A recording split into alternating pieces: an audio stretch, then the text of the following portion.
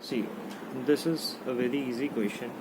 हमारे पास एक बॉय है, वो रोटेटिंग टेबल पे खड़ा था अपनी बाजू को आउटस्ट्रेच करके, फिर उसने अपनी बाजू को फोल्ड कर लिया। तो सबसे पहले इंपॉर्टेंट कॉन्सेप्ट इस क्वेश्चन में क्या लगाना होता है, आपने एंगुलर मोमेंटम कंजर्वेशन लगाना होता है। Initial angular momentum of the system is equals to final angular momentum of the system.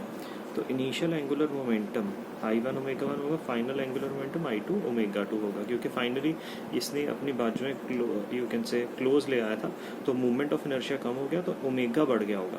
ठीक है, तो हाथ फैला के रखेगा तो स्पीड कम होगी घूमने की, हाथ को पैक कर लेगा ऐसे तो स्पीड बढ़ जाएगी, क्योंकि उसके हाथ फोल्ड हो चुके थे, मूवमेंट ऑफ इनर्शिया कम हो चुका था, तो ओमेगा बढ़ चुका होगा। बट इस क्वेश्चन में हमसे ओमेगा नहीं पूछा था फाइनल। ठीक है, इस क्वेश्चन में उसने क्या पूछा, उसने कहा कि इनिशियल काइनेटिक एनर्जी हमें दी हुई थी 120 जूल, फाइनली कितनी इंक्रीज हो गई वो निकालने के लिए कहा था। तो मैं ये निकाल लेता, तो फाइनल हो कितनी गई। जैसे काइनेटिक एनर्जी ट्रांसलेशन वाली होती थी p²/2m, रोटेशनल काइनेटिक एनर्जी को लिख सकते हैं L²/2I, m की जगह I, मोमेंटम की जगह एंगुलर मोमेंटम। तो initial kinetic energy Li² upon movement of inertia होगी, final angular momentum square upon 2 into final movement of inertia होगी। तो के फाइनल को के इनिशियल से डिवाइड किया, वहाँ से मेरे पास के फाइनल और के इनिशियल कट गया, क्योंकि एंगुलर मोमेंटम क्या रहेगा, कंजर्व रहेगा।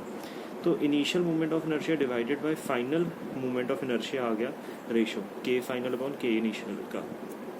Initial movement of inertia I मान लिया, फाइनली उसने बोला था क्वेश्चन में it has become 80% to the initial value, तो 80/100 इंटू आए, तो के फाइनल अपॉन के इनिशियल 5/4 आया, के इनिशियल को उधर ले गए और के इनिशियल की वैल्यू पुट कर दी, तो फाइनल काइनेटिक एनर्जी आई रोटेशनल 150 जूल। तो कितने से बढ़ गई, 120 से 150 होगी, 30 से इंक्रीज